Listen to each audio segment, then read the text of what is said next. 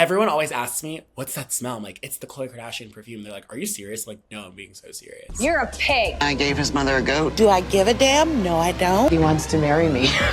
You guys, today I am talking to Farai Bennett, who I was introduced to through my agent. This is our first time meeting. The chemistry is electric, and you're going to get to watch us build up a bond over the course of the episode. We are going to be discussing season 4, episode 1 of Keeping Up with the Kardashians, which was the Khloé and Lamar wedding special. It was a 90-minute special that kicked off the season. Farai said to me when I asked about doing this, could you do just one episode instead of a full show? And I said, okay, yeah, let's do it. That actually sounds amazing, and amazing it was. I can't wait for you to listen to this. Welcome back to the reality show. Today I'm here with Farai Bennett. How are you, Farai?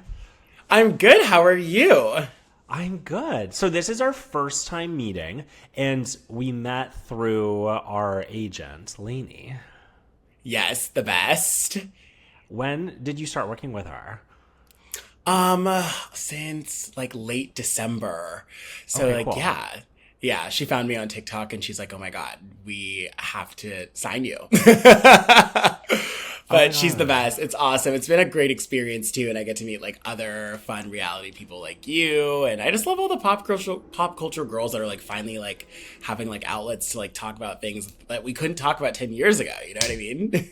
Yes, I know. Well, it's funny too, with social media, generally speaking, it's really not helpful at all socially, actually, and causes you to spend less time with friends and be less social. But I weirdly, since actually posting, feel I have met a lot of actual friends through it, so it's kind of nice. Yeah, same here. I started off in media. I worked at Entertainment Tonight and People and Access Hollywood. So I've kind of been always, and I always worked in those digital entities of those companies. So I've always been in the middle. But now I'm just fully my own thing, which is way more fun. So it's pretty awesome. But yeah. Oh, nice. What did you used to do for them? I was at ET and TikTok. I was at ET. I was kind of doing video producing for YouTube, and we had our own we had an app. I don't even know if the app exists anymore, to be honest with you. But then at People, I was running the entire TikTok account and then some. I was kind of doing everything there. But yes. Oh my God, nice. Well, when did you quit your day jobs? So I went to Amazon shortly after, and I was kind of doing a freelance project with them for about a year and a half. So, but I was always kind of doing my own thing on top of it. So I wouldn't say I quit. I just kind of transitioned, but totally. I haven't been at People since 2024. Okay, nice. And you live in LA, right? Yes. Where do you live? You're in New York, right? Yeah, I'm in Williamsburg. Oh wait, fun! I love Williamsburg. I had a little bit of a New York stint right after college. I lived there for a summer after I graduated college, and then I moved to LA Labor Day weekend. So. Oh, okay, nice. Yeah. Wait, what neighborhood do you live in? In LA, I live in West Hollywood, West Hollywood West. Oh, nice. Yeah. Do you know LA? I do. Yeah. I went to USC. So I was there. Oh, okay. Yeah. So I was there, and then I stayed for 4 years after. So I was around for a long time, and the before I moved to New York, which was in 2021, I was living in Hollywood on Sunset and Stanley, so right by yeah. Where at the time it wasn't Horses, but then it became Horses. Did you ever go there? Oh yeah, I did. I had I won $100 gift card to Horses. I think a week before they shut down. Apparently they're coming back. I have no idea. Oh, I went right after the thing came out about how the owner was eating the dog or whatever, and it was oh my God, we're gonna be able to get a table so much easier now. And no. I love how in LA that slows nobody down. It's okay, well now we can eat here. Yeah, no, it was still really kind of busy, so I was okay, I guess good thing we got in. Yeah. I love it here. I've been here since 2017. Do you like the guys in LA? No. Yeah. I don't at all. Yeah, I don't really either. I just feel LA is tough. I mean, I don't know. I think being gay sucks anywhere, but it's I feel it can be hard in LA because it's there's not I don't know. It's like, it feels like there's either West Hollywood or there's like kind of like clout chasey like East Side people, and I just never felt like I was a part of either group. I just feel like I was never like one of those people that moved here to like be someone else. Like I've always just like been someone who just wants to elevate who I am, and I feel like a lot of people come here and from their small town, and like I mean like a lot of gay guys obviously they come here from their small town and they like find their thing, and like they are just like drastically different from who they are before, and they're constantly trying to prove something. And I feel like that's the issue with my connection with them. It's like, oh, this is like so played out, like you don't even know who you are, so it gets a little like exhausting. Yeah, I'm really wary of anyone who's constantly rebranding. Like, to me, it's kind of a red flag when you like if I'm on Hinge and I see a guy and like their Instagram like has like a really small number of photos and it's like deleted from a certain point. Like if you go to my Instagram, you can go back to 2012. Every single thing is up there. It's like, I'm sure a lot of it is so embarrassing, but I'm kind of like, that's who I am. Like I didn't, reinvent myself. You're allowed to rebrand every 6 years. Like that's the cap. And you're allowed 4 rebrands in this life. And that's it. After 45, you're done rebranding. That's just who you are. No, totally. And it's like when someone like deletes all their posts and then like they just have one post, I'm like, honey, you're just a gay guy. You're not like Olivia Rodrigo. Like, what are you doing right now? Right. Like, you're not promoting an album. You just live in West Hollywood. You eat a dialogue like the rest of us. Like, shut up. So today, we are going to be talking about one episode of a reality show, which I haven't done before, and I'm actually really excited to do, because especially for a show like Keeping Up with the Kardashians, which is what we're focusing on, it's like, to talk about the whole thing is just, it's like too much. Like we would have, you and me, we would have to have like an episode for every season. So we are talking about season 4, episode 1 of the original Keeping Up with the Kardashians, which was the Khloé and Lamar wedding episode. And you suggested this. So what made you like want to suggest it? Okay, so I wanted to suggest it because I'm launching my Substack, FaraiBennett.substack.com. And basically, I was coming up with like video ideas of what to do because I'm promising anyone who subscribes, who pays to subscribe, like 3 like pop culture videos a week.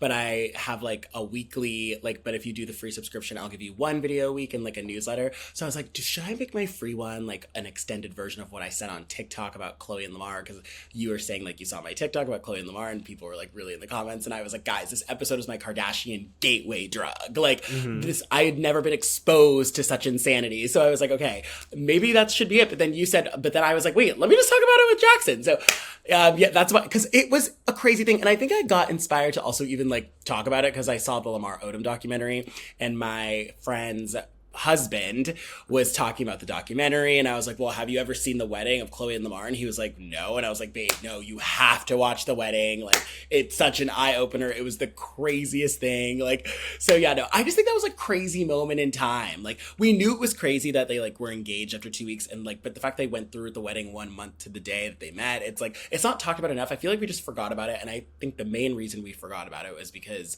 Khloé and Lamar lasted a lot longer than people thought. So yeah, I mean, obviously it's a sad ending, the crack of it all and the bunny ranch, but yeah, the crack of it all was difficult. Yeah, and I watched the doc on the airplane the other day because I wanted a little bit of like supplemental material. And first of all, that doc is so crazy in that it's called The Death and Life of Lamar Odom. Like, I saw clips from it and I was like, oh, he's dead? I didn't know.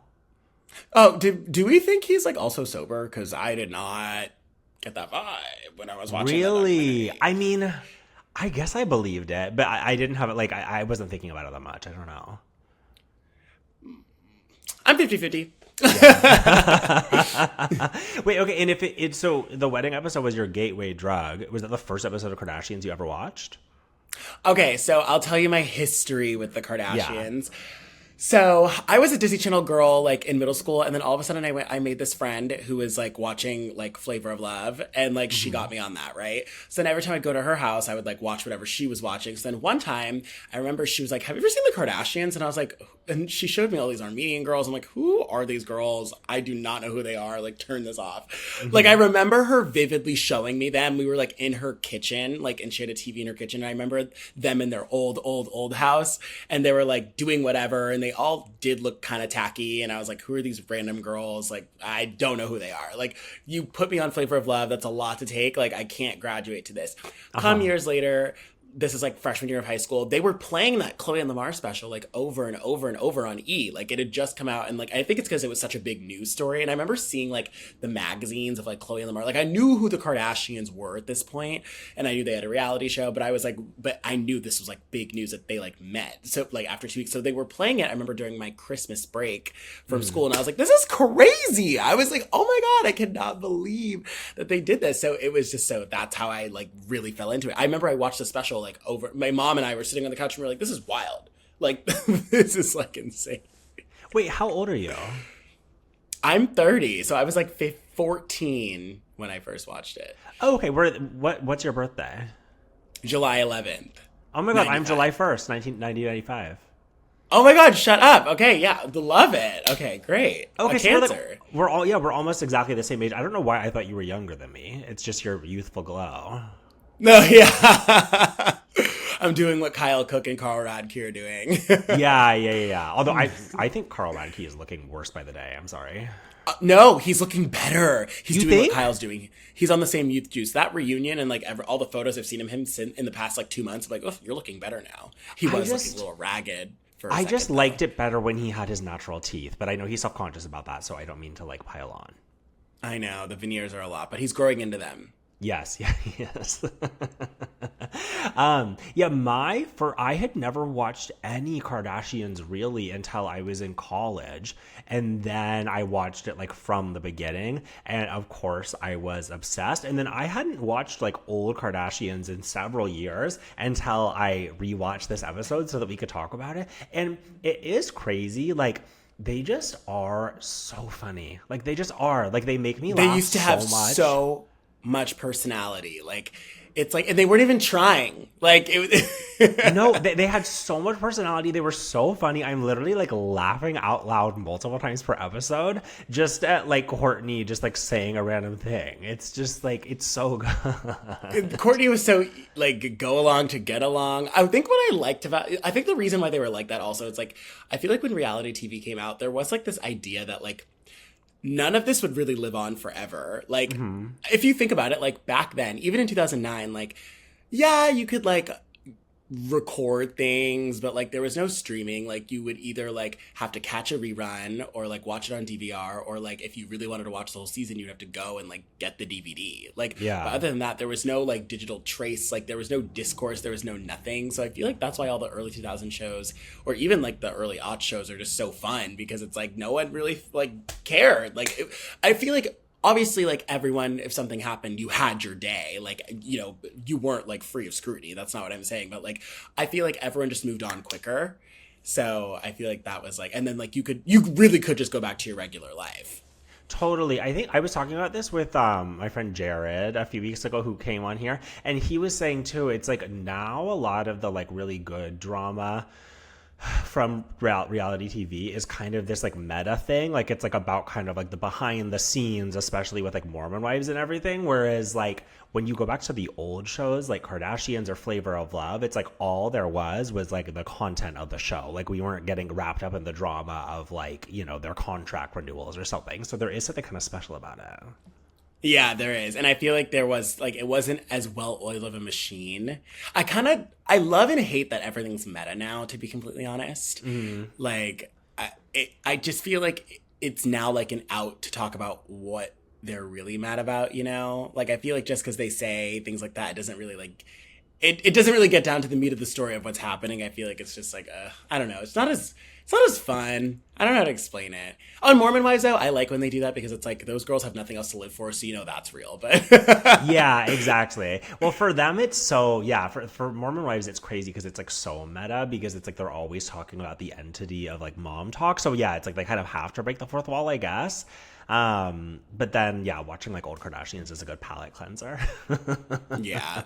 I do like the Kardashians, like they were united in it all. And it's like, you can see the cracks of like, in the earlier episodes, like they really didn't know what they were doing, but they knew what they were doing, but they were just kind of like, they really were like, it was a shot in a million. So.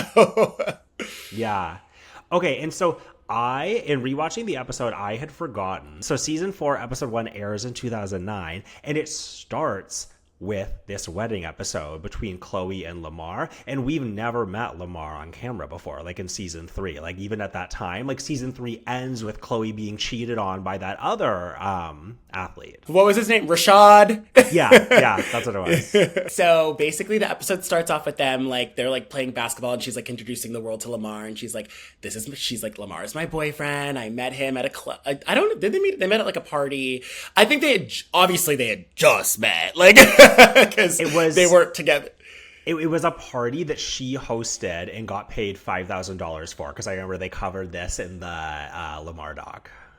Oh, yeah. So, like, she was hosting it, they met, and then they'd been dating for a little, and Khloé, before this, was not like that with guys. She was not, like, lovey-dovey. Even when she was with, like, Rashad or whoever, like, she wasn't, like, touchy-feely for the cameras, but, like, with Lamar, she was, like, so into him. And their chemistry would kind of exploded. Like, and then they're talking about their dead parents. They're obviously, now we know that they were both trauma bonding. Like, so, but back then, to me, I was like, oh, my God, she lost her dad, she lost his mom, they have each other.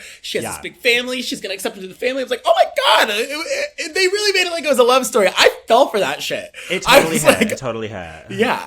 I was like, oh my God. And he seemed like he loved her. He was like, and this is around with the time when people are calling, this is what? The late 2000s, where everyone's very homophobic, very racist, and very fat phobic. So people were running around calling Khloé fat, which, by the way, she was not fat at all. I honestly thought she looked incredible. Yeah. Like, and she was so young. She was like 25, which back then I thought, like, oh my God, 25, that's when you have to get married. Now I'm old. Now I'm 30. I'm like, that sounds like hell. But no, like, she was so beautiful. And like, you could tell he like totally like loved her for her. And like, she just had confidence around him. And it was just like so like fun to see. I was like, oh, and by the way, I've not watched the Kardashians like that. So this is kind of my introduction to Khloé too, and the rest of the dolls. So I'm like, yeah.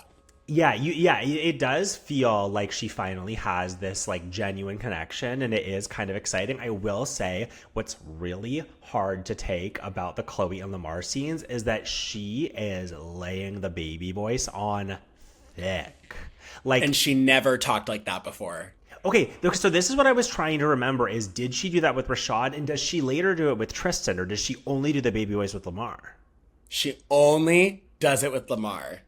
It really freaks me out. I'm like, you have to stop doing that, Khloé. It's like, it's so bad. And then he kind of starts to talk like them. Like, when you watch the later episodes, he walks in, he's like, hey, dolls. Like, he says that stuff. And then he says it in this really, like, macho voice. He's like, hey, dolls, what's going on? He's like, he's just so, like, I feel like he could have, like, been on crack the first 3 years. Because I feel like that's when they were, like, really vibing. Like, he was like the most respected man in that family for a while, and you could tell like Scott and like Chris Humphries are like, what the hell? Like, he seemed lucid to me. And what's funny too is that he, I think, really enjoyed being on camera, because I remember in the doc Khloé was saying, I mean, you know, who knows if this is true, but Khloé was saying like Lamar was the one who wanted to do their spin-off. It was not her who was pushing for it. I agree. Yeah. I agree with that. I'm sure, like, it's so funny because I feel like Lamar's brain dead from all the drugs he did at the Bunny Ranch. I feel like he really did love her. I don't know if he really used her for clout like that, because the Kardashians were very famous at this point, but they weren't like as famous as they are now. Like, I mean, I also feel like being famous back then was really different than what fame is now. I feel like being reality TV famous was kind of like being influencer famous. Like, they did have a really big audience. Like, their show had been on for 4 years. Like, they were on the cover of magazines. So it's like, he definitely knew that they had like clout. But I really do think he loved her. I don't think you just randomly, I feel like Lamar's just afraid to admit, like, I love bombed the shit out of her because like I needed someone. And I think they got married really fast, really, is because the longer they wouldn't have been married, like, she can't stick around for the dark side of Lamar. Also, too, I mean, he definitely was richer than she was. Like, so, like, you know. Way richer, yeah. Yeah, like, she only got paid $5,000 to host that party. Like, that's not, like, that much of a fee, you know. I'm sure he was really raking it in. So, right. You know, maybe he was clout chasing. But, like, you know, she has reality TV money. Kris Jenner is her mom. Like, I'm sure she's, like, you know. I would say Khloé is probably, like, 100-naire. Like, she was probably making, like, $500,000 a year. In all, okay, maybe like. I honestly have no idea like what they were getting paid then, but that sounds right. But then that wedding special, like, she definitely got a raise after that. Like, everyone watched that. Yeah. Okay, so it starts off, we're like meeting Lamar for the first time, and they end up getting How soon after they meet do they get engaged? I don't even remember. 2 weeks. 2 weeks after meeting. And then they're getting married in 9 days. Because there's she says, because I think she was saying, like, Lamar's like, I want to get married on the 27th. And she was saying, like, oh, on my birthday? Like, she was thinking, like, a year from then or something like that. And he's like, no, I want to get married, like, this month. And she's like, I love that idea. Like, your favorite number is 7, and there's 2 of us. So it's 2 and 7. And then in that same scene, he goes on and adds and says, and you know what? I was just on a flight the other day, and it was flight 27. So you can say that's a random thing, or is it a sign from the universe? I know. I was like, what the fuck are they talking about? Like, also Lamar's 30. He's way older than Khloé. So to know, this is why I can't with an athlete. They've been hit in the head so many times, fell on the floor so many times. Like, they are just so, like, what's going on? Like, so, the fact that he was on the same brain frequency as her was crazy. No, literally. Yeah, it's kind of like, it's like when people said, when, like, Taylor first started dating Travis, and people were like, can we talk about, like, the problematic mental age gap here? Because, like, he's been hit in the head a lot of times, and, like, I think she's taking advantage of him. Well, I also feel like they also are on the same, like, brain wavelength, Travis and Taylor, because, like, people always say, like, the year you become famous, like, you are mentally that age. And so... yeah, and Taylor Swift got famous at what, 15, 16? So yeah, that would make a lot of sense. Did you see the thing where how, like, Travis, I mean, this is, like, old news now, I guess, but did you see the thing about how Travis Kelce is, like, partnering with Six Flags to like, revive some of the parks that have shut down? No. I've been really off of Taylor and Travis on what they're doing. Yeah. Have they been in our face a lot, though? Or am I just, like, not on that? I think less so, but I did just see a clip of them the other day, actually, where Taylor was at the game. At the game where she said, "Thank you and for coming." And the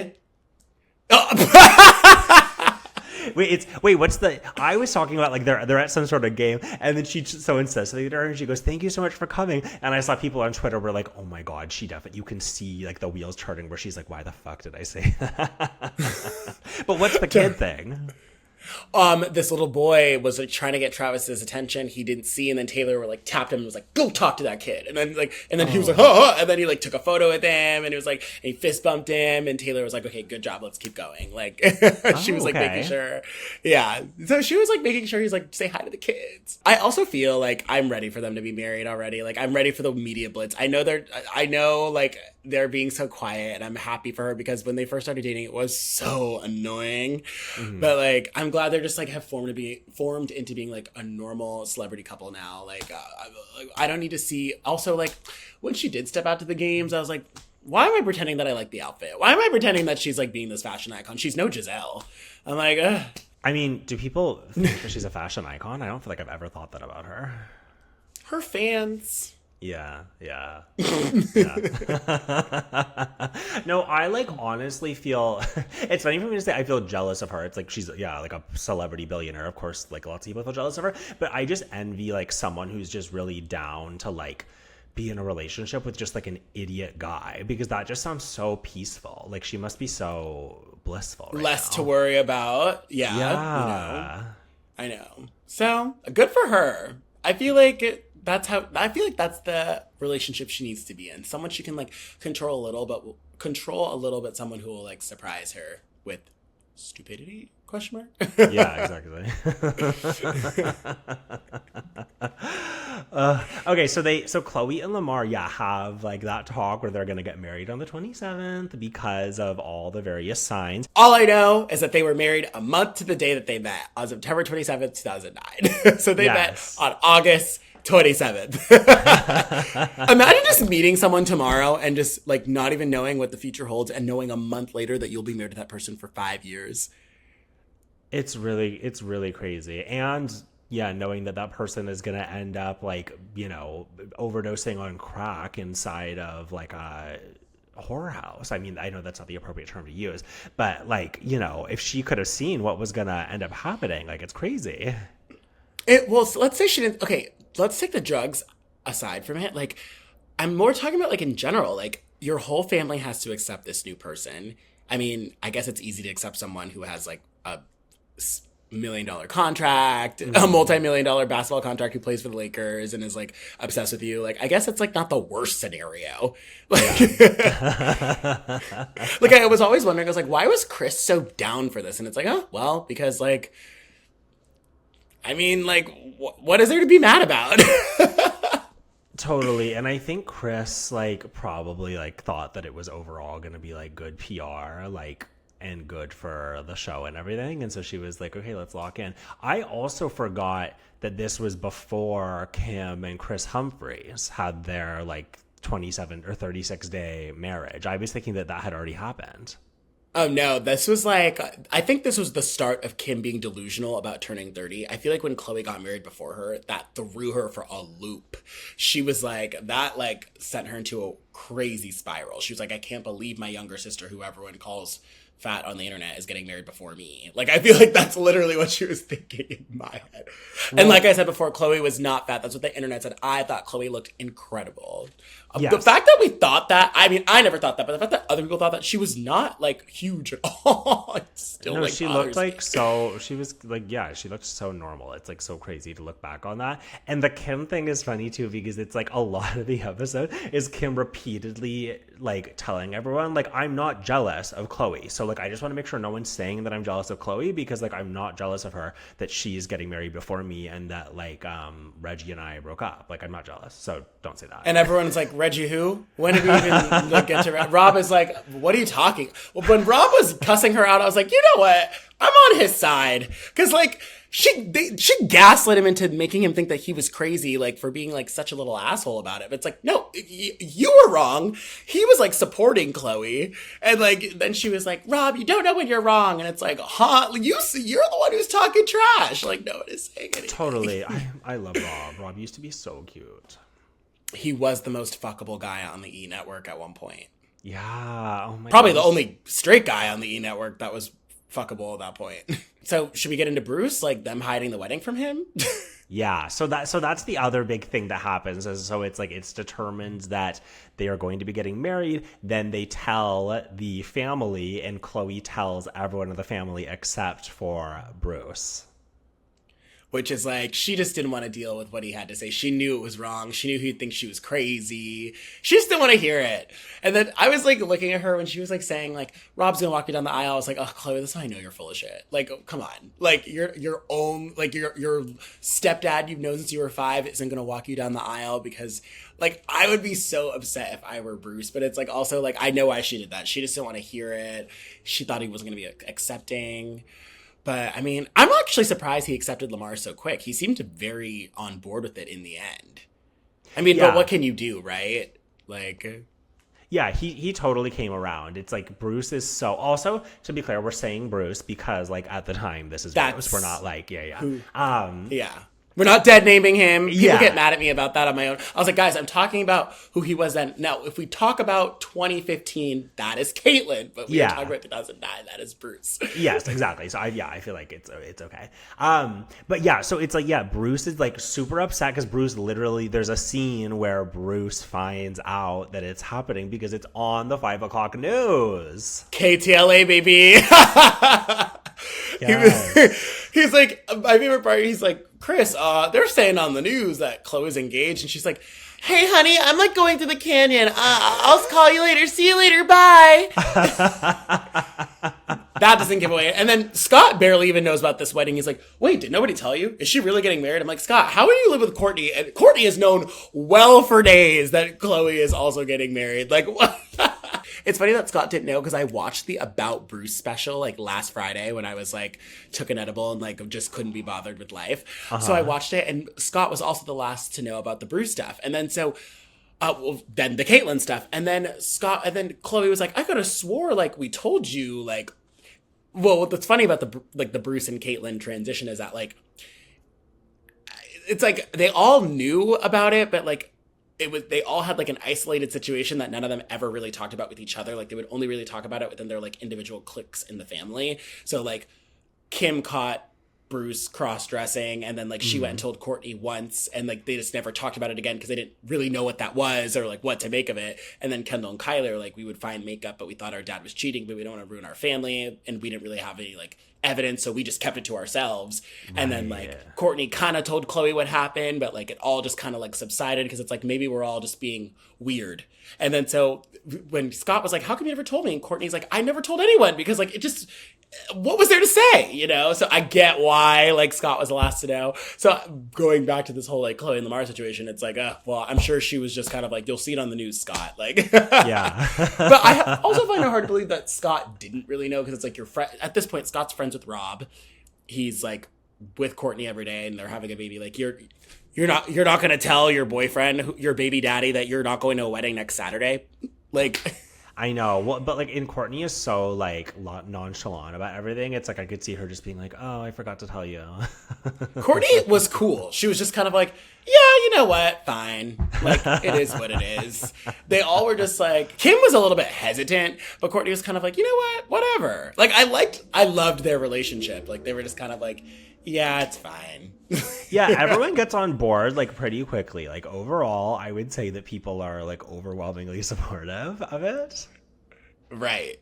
And it's like, I don't know, something about it was chic. It wasn't like this shotgun wedding. Like, Kris Jenner finds a mansion in 9 days to have it at. I think they had it at, Kim Kardashian has this friend, her name's Allison Statter, and I think they're like family friends with them, and that's the house they had it at. And then the 10-piece orchestra, and then you've got like, Kobe Bryant had time to attend. Like, all the celebrities that were there was like, I couldn't imagine getting a wedding invitation in 9 days, personally. Like, I'd be like, I don't know if I have time for all that, but I would go to, like, depending on the location, like, I'd be down.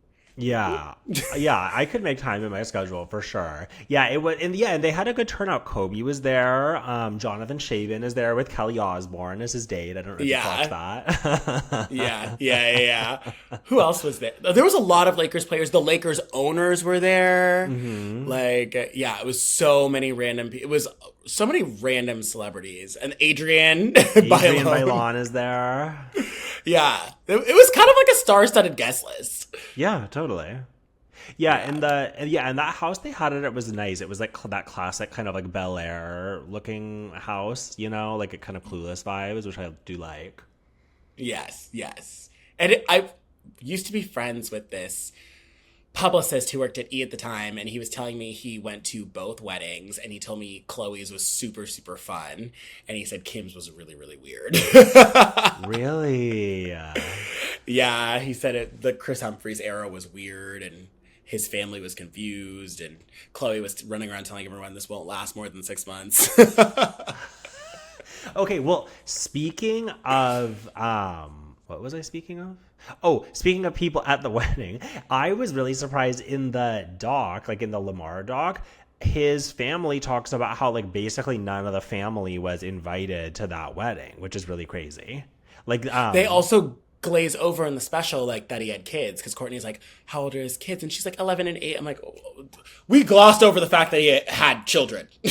Yeah, and that they're not there. Crazy. Yeah, I can't believe they weren't invited. Yeah, and someone on his side does make a speech, but I think it was like his godfather or something. No, it was some random white dude. There was no way that was his godfather. They looked damn near the same age. But then who was he? He just, the reason I thought he was maybe the godfather was because he said something about like Lamar's mom passed away and she said to me to like take care of him or something, I thought. So maybe I was like an old basketball coach, probably. Oh, that could be, yeah. Maybe. Yeah. But yeah, his background is a little weird. It's like, who were your friends? I wish we, like, in this special, the one thing, you really only get Khloé and the Kardashian side of the story. You don't really see the people in Lamar's life if they're like, whoa, are you okay doing this? Like, no, he doesn't seem hesitant. He seems like he's, like, down to clown, and, like, it seems like everything is great in Khloé and Lamar land. It's just like the only thing that's pissing off Khloé is like the family backlash. She doesn't even really want this big wedding. Chris and obviously the E! Network wants it. So like that's like what's kind of lost in the sauce. Like it seems like Lamar was just like, tell me when to be there. And then he was just there. And then like there were people like I wish we saw people in his life who warned him. But then it seemed like everyone in his life was supportive, because I remember they were like sitting down at the rehearsal dinner. and his like agent was like, they seem like a great family, and it's like, is no one gonna say how insane this is? Like, yeah, no, it is crazy. And I mean, Lamar basically says that at one point, like, because I think Bruce asked a question about the wedding, like, oh, what are you having here? And then Lamar goes, I don't know, ask her, it's her thing.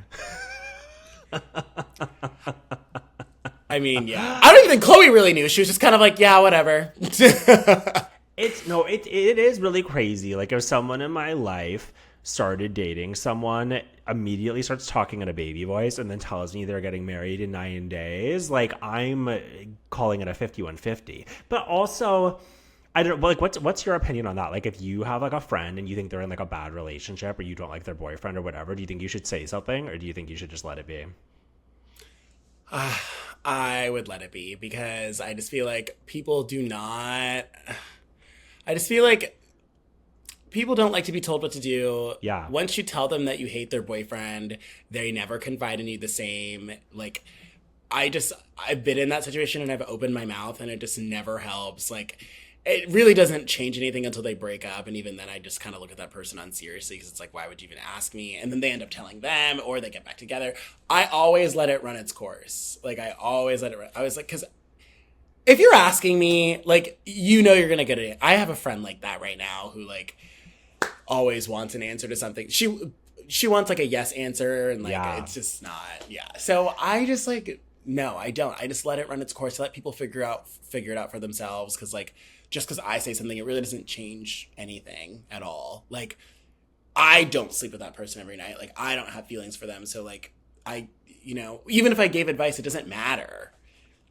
Unless it was a very, very, very toxic situation where they were, like, being hurt or harmed. Like, that's a different story. But if you're just with some, like, shitty dude and, like, you're having doubts, like, why are you asking me? Like, I just feel like if they said, like, what do you think about this person? I would say it, like, well, does he do this? Does he do that? Like, love him as a person, but is this person... Like, I would say it like that, but be like, support whatever you do.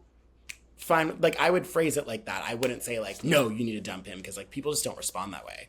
No, totally. I agree. Like, it's like there's no point in saying anything negative, because, like, the person's never going to listen to you. And then, like, probably, like, they're going to continue being together and get married. And then they're going to be, like, mad that, you know what I mean? Like, because that's my thing is, like, if someone, like... Like, I never like people's boyfriends. So it's like, if I have a friend and then they open the door for me to, like, talk shit, I'm like, oh my God, 100%, he sucks. But, like, I have to stop myself from doing that, because it's like, then, like, literally 2 days later, they're going to be like, so we actually worked it out. And then I'm like, oh, well. I haven't disliked a boyfriend of any of my friends in a very, very, very, very, very long time. Like, a lot of my friends are, like, in my close group of friends are, like, all in serious relationships, and I like all their, like, well, 2 of them are married, like, love both of their husbands. My best friend love her fiance. Like, I, like, am down with them. And even if I wasn't, like, it wouldn't even matter. Like, but yeah, no, I just feel like I'm not in that situation anymore. And if I am, I'm just kind of like, I step back. They, like, kind of know, like, but I also feel like my friends know me so well. Like, if they want a real answer, they're not going to ask me. Like, you know. Yeah. During the pandemic, did you go on, like, video chat dates with people on apps ever? No, I did not do that at all. I just thought, I just don't have time for that. Like, I just paused on all of that. And I was kind of dating someone, like, in the beginning of 2020, in the beginning of the pandemic. So that's kind of why. And then, like, once that was over, I was like, oh, whatever. And I just kind of dove into, like, my friends and people I hadn't seen, because flying was so cheap, and, like, COVID was kind of like, I was kind of in this point, I'm like, do I care if I get it? Like, kind of not. So, so, like, once it was, you were able to, like, fly and, like, go places, even though there was, like, a shame period, like, I would do that. But, like, I didn't do any video chats with guys or anything like that. That was, like, my worst nightmare. I was like, I can't do it. Yeah, I definitely did a few, because I remember doing one really early during the pandemic, because it was like I was in my apartment in LA like the first, like, week or something that it shut down. But I look back and I'm like, why did I do that? Because, like, at that time we didn't know it was going to go on for that long. It's like, why was I so horny to, like I was like, I need to go on a date right now, so, like, it has to be a FaceTime. Like, that was so crazy of me. I don't know why I did that. I think you were just lonely, probably, like we all were. I also feel like there were a lot of the gays took it very seriously. I was like, oh my God. Some of them didn't even take monkeypox that seriously. Like, I took monkeypox very seriously. I was like, nobody touched me until I get this vaccine. I waited in line in Encino for 3 hours to get my first dose. I don't go to the Valley, but that was the only place I was available. So I was like, I am getting this now. Like, I do not have time to to play this game. Like, I did the same thing for monkeypox. I got my first dose in like some gym auditorium thing in Bushwick, and then waited in line and got it in like whatever classroom and stuff. But yeah, during COVID, that was such an interesting era. I actually remember there was even this Instagram account called Gays Over COVID, and it was literally run by some gay guy, like exposing other gay guys who were like going to, I don't know, like PV or wherever, and like not taking precautions seriously. Do you remember this? Yeah, I do. I didn't like that because I was like, because in my head, like, obviously COVID was serious. I totally think it was, but I feel like at one point there was like a deciding factor of like, you can do this with a mask or you can't, you stay home. And I feel like the people that were doing what was like advised of them, like they were being shamed. So it was like kind of this awkward thing of like, okay, I get it. But it's like, I don't know, like, do I have to stay in my house forever and be afraid of the world, you know? Yeah, I mean, I still look back and I still don't know like what to make of it or like what was right to do. I think at the end of the day, it's like we just were doing like what made sense for us. But I do think it's interesting like that it's like, I don't know, that like it's like it was a specifically like gays against COVID, like shaming other gays. It just goes to show that like no one hates gay guys more than other gay guys. Oh yeah, no, for sure. And sometimes I'm one of those people because I'm like looking at them being like, you're being ridiculous. Like, you care about COVID, but you are getting monkeypox. Like, that doesn't equal anything to me. That doesn't mean anything to me. I'm like, to me, those two are the same thing. I would argue monkeypox is worse. I mean, it sounds like it's really painful. Like when people were first getting it, I was like, I don't want that at all. It sounds horrible. Yeah. The first time I ever got COVID wasn't even in the COVID window when it was like really bad. Like I got COVID like summer of 2022. I got it around, yeah, I think I got it like summer, like late summer 2021, like after I was vaccinated. Yeah, same. I got the vaccine pretty quick too. Yeah. But during like the peak period, I never got it. Actually, one time I did, I like went on like a few dates with like some guy, like when I first moved to New York. And then I got like, after we like hooked up one time, I like kind of felt sick and I like felt like it might be COVID. And it was like, there was a period where it was kind of like bouncing back in New York, like in that summer. So I like went and got tested, and then it turns out that I did have it. And then he canceled his trip to the Bahamas because of it. Did you see that clip of Kylie talking to Jake Shane where he was like, oh, and how was Bora Bora? And she's like, I didn't love Bora Bora. She's like Turks and Caicos. Yeah. She's right about Bora Bora, though. Like, there's nothing really to do except hang out in your hut and jump in the water. Like, I feel like Bora Bora is like a family or like anniversary vacation vibe. Like, you don't go there with like a group of friends. I've never been. Have you? Wait, you've been? No, I've never been, but that's just what it looks like from what I've seen. I mean, and when I know people that have gone and I ask them, they're like, it was okay. Yeah. Well, when you Google it, I mean, the only thing that comes up is the hut. So it's like, there you go. Yeah. And then no one ever talks about like what's going on, like what's the nightlife. I think I did look it up once and I was like looking up the nightlife and stuff. And it's like not like what you think it is. It's definitely like just like a honeymoon spot. Yeah. Do you like Jake Shane? I do. I think he's so cute and fun. And I do too. Yeah, and I feel like people were so upset with him for the Vanity Fair thing, and he didn't even do anything bad because everyone was saying like, "Oh my God, he shouldn't have been interviewing people." But I was like, wait, but when he interviewed Julia Fox, he actually like said something that got an answer out of her about the movie at hand. So I don't know why I just think people are jealous. Oh, I mean, definitely people are jealous. I think he's like genuinely funny, and I'm like, what? Like, yeah, I don't know. I really don't understand what the issue is. No, they're just jealous. That's all. There's nothing. And he's also not like bothering anybody. There's like other people who like people love who I don't love. And Jake Shane's just not one of those people. He's just well connected. And that's how, but he's not like out here being like, oh my God, you know, he's also like not obnoxious. Yeah, I really don't think so. I feel like he's very like tasteful and he just is who he is. I feel like, like, I noticed like in this day and age of media, like everyone's had to like not be themselves. Mm-hmm.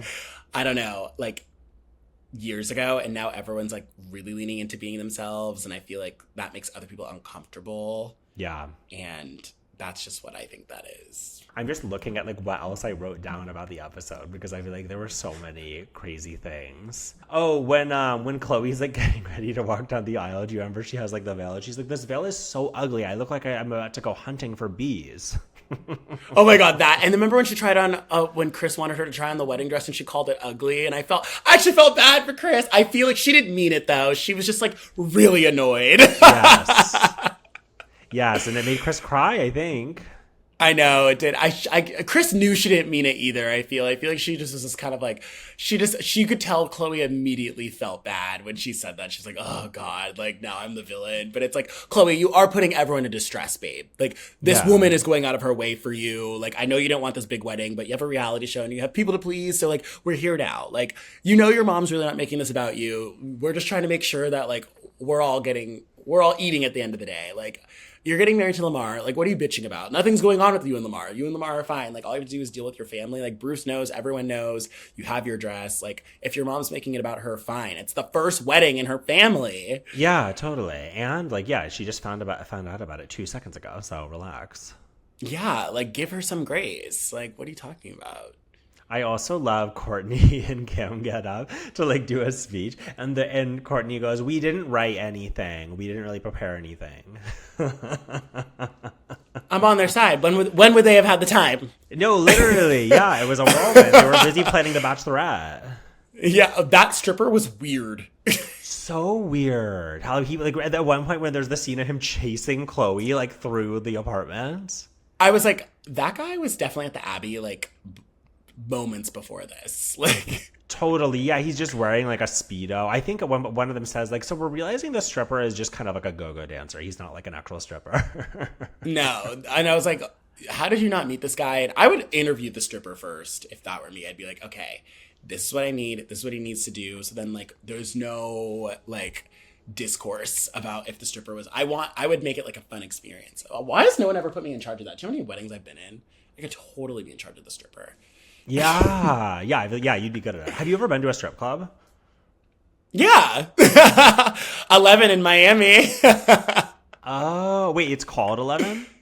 Mm-hmm. It's like a very like, it's a well-known like strip club. You can go to private rooms and stuff. There's this one time I saw a stripper at 11 light her nipples on fire. As like a sexy thing? Sure. Yeah, it's like a sexy thing. Oh my God. I've never been to a straight strip club. The only one I've been to like that gay strip club in Dallas, if you've ever been there. No, I've not ever been to Dallas. There's this like, I've like gone for work a couple times and there's a this, gay like, strip club in Dallas. Is that even like allowed?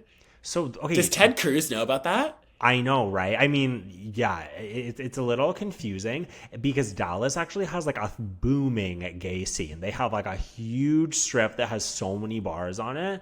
Like more, I feel like even than West Hollywood, like there's a ton, or maybe it's just more spread out. So it feels that way. But then kind of more off the beaten path, like it's not even on the main strip, is this like gay strip club called Tin Man or Tin Room or something. And I went there because my friend was like, you have to go to Tin Room. So we like went all the way out to wherever it was. Someone was like barbecuing like sausages on a grill outside. I did end up eating one afterward, actually. But it was just so interesting because I'd never been before. And it's like the guys weren't like their heart wasn't in it. Like they were just kind of like standing around, I think, trying to get people to go with them into like the back rooms, you know, and like pay them for a lap dance or whatever. But it's like no one was showing hog. No one was even like really dancing. I was like, this is kind of sad. No, it is sad. I'd be watching Euphoria and I'm like, damn, these girls, they are just being pimped out because Alamo is supplying drugs and a lifestyle. And it's like, we can't live for more. Yeah. Sad. But no shade to anyone at the Tin Room. No, totally. I support everyone at the Tin Room. And I would love to have one of them on the podcast one day. The crazy thing that happens in the Khloé Lamar talk is that at the very beginning of it, this guy is like in the documentary explains that he worked at the brothel where Lamar overdosed, and now he works at some sort of haunted house, haunted experience thing outside of Vegas, and his boss created an exhibit that's a replica of the bed that Lamar OD'd on. And so now he like coincidentally is working at this place where there's now a recreation of the bed that like traumatized him years earlier when he was working at that brothel. Do we think that, like, Lamar actually OD'd off the Viagra? Is that like what the line is? Is that what he said? He said he didn't even OD off anything crazy. He said it was just like he took a bunch of Viagra. Okay, yeah, because I remember there was that where it was like they had that. I think it wasn't even Viagra. It was like those sketchy ones that they have at like 7-Eleven or whatever. That's like Quaaludes. at the counter. It's like it's not even like a maybe he had Quaaludes too, but it's like those things where it's like in that package and it says like Raging Bull or whatever, and it just like vaguely implies it'll help you in the bedroom. And then I remember like they were like. Look again, like how many did he have? And I guess someone said like, oh, he took 12. And I guess it says on the thing, like, only take one every 24 hours. But I don't even get that. It's like, did you just want to get like super hard? Like, why would you want to take so much Viagra in the first place? Unless that's not the truth of what happened and it was something else. I feel like he doesn't remember what happened. Yeah. If he does remember, he's lying about it. And it's like, Lamar, just tell everyone you were doing crack. But totally. Anyway, prayers to Lamar. Prayers to Lamar, seriously. Yeah, how is he doing now? He seemed like he was doing pretty good in the dog. I mean, like, I feel like I only know about Lamar Odom when he comes out to say he wants to get back with Khloé, or that he's sober, or that he has a documentary. Like, those are the only, like, two things you hear about Lamar. Anything to do with Khloé, anything to do with drugs and recovery, and, like, that's that. Other than that, Lamar's kind of irrelevant. Yeah, he is. So... sad. The most relevant he was when he was attached to Khloé, which is kind of crazy. Which Yeah. I guess that's why he moved that way. Wait, oh my god. Also, do you remember when Khloé and Lamar had that like signature fragrance called Unbreakable Bond? Unbreakable. But that's just like so funny. Like, who was running out and buying Unbreakable Bond? They did a lot of endorsements together. Yeah. Wow. You can buy it on eBay for $25.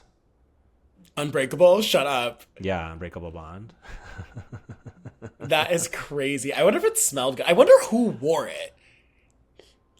Yeah, right? Like, yeah, like, can you imagine like someone being like, oh, I love your scent. What is it? Like, oh, it's actually Unbreakable Bond. You know, Khloé Kardashian has a perfume that I wear like most days. Wait, really? So, yeah, it's everyone always asks me, what's that smell? I'm like, it's the Khloé Kardashian perfume. They're like, are you serious? I'm like, no, I'm being so serious. Oh my god. Okay, I need to... It's at Ulta. Okay, I can't wait to try it one day. So I got it gifted, so I've never actually bought it, but I just know it's at Ulta. Yeah. Okay, I gotta keep an eye out for it. Oh my god. Okay, well, I feel like that's like everything. Like, unless is there anything that you I know, right? cover from the episode? Yeah. What else happened? I guess that was that. It was pretty straightforward, but it was really fun. Yeah. It's a great watch.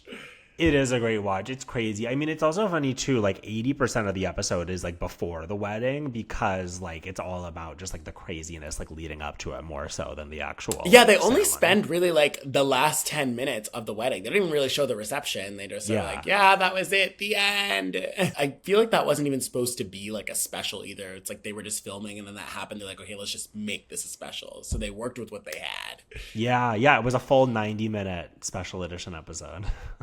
Yeah, which is fun. It's also fun because it's so crazy because even when you watch some of the scenes in that episode, you can tell they're reusing scenes that happened before. Like, you can tell, like, but no one notices they're wearing the same thing. Or, like, I'm just like, how did I not notice that? Like, yeah. They were kind of lazy in a little bit of their editing. Yeah, I mean, I feel like they, like, cut stuff together so much on that show. They also, Khloé and Lamar didn't do personal vows. They just did like the standard vows, which I thought was interesting because I feel like now whenever you go to weddings, like people always do personal vows. Yeah, and then either they say them or someone reads them, whoever's marrying them reads each one out loud. Yeah, it's such like a catch-22 because I don't know what I would want to do at my hopefully eventual one-day wedding because it's like to do like the standard vows feels so lazy. But then when people do personal vows, I feel like they're so cringe when it's like, I vow to always let you watch the Packers game as long as I can watch my Bravo afterward. I hate it. It's like, it's so... there's something about wedding culture that like pisses me off. But all the weddings I've been a part of have been tea. I don't believe in being a part of hood rat productions. I want to be in something super fun. Like every wedding I've been to, like the ones I've been in, I never have to stand. We all just sit in the front, which I love. I love that move because you get to watch everything like a viewer. You're not like standing. It's not hot. You're not like, oh, I have to sit down. Like, and then I feel like, and then there's like weddings that I've gone to that I've been like, this was weird. Like, I went to a wedding one time that the ceremony was 10 minutes and it was just like kind of a mess. Ugh, I'm so judgy about weddings now because I've been to so many of them. Well, do you have anything that you want to plug?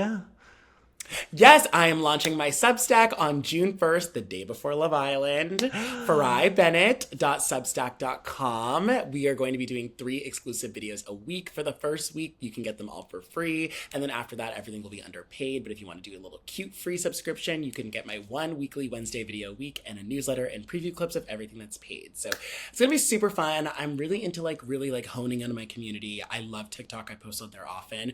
But I feel like sometimes on TikTok, it's hard to find, like, obviously I have like my loyal dolls and like my people, but like I feel like I want everyone on Substack to be in one place and I want us to like really be like a family over there. So that's really what I'm trying to achieve. Yeah. What you're doing? So you're gonna do 3 posts a week to start? 3 videos a week, yeah, and then I'll give you like a Friday newsletter of just like random things that like I'm thinking about or talking about or maybe I didn't get to touch on, and I really want to like have live chats with like my community and like all that stuff.